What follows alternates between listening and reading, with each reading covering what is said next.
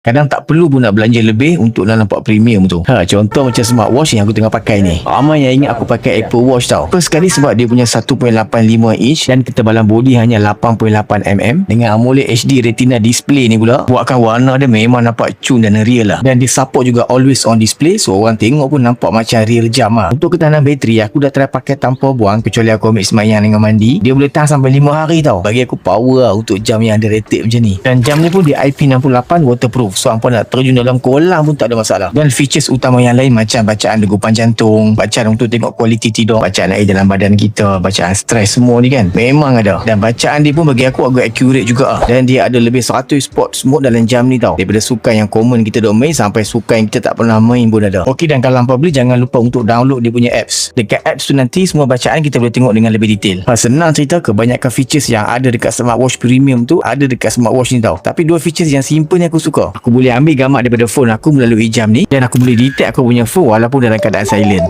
Simple tapi function lah bagi aku. Terlupa nak bagi tahu, jam tadi daripada Aulon model GTX 3. Serius aku memang impress dengan harga, kualiti dan features dia tu. Rasa macam dah tak perlu nak beli smartwatch yang mahal-mahal. Okey, dan kalau hampa nak nampak cu lagi, upgrade ambil tali yang magnetik ni. Memang nampak eksklusif lah. Berminat check dekat link. Jangan tunggu sold out tau. Menyesal weh.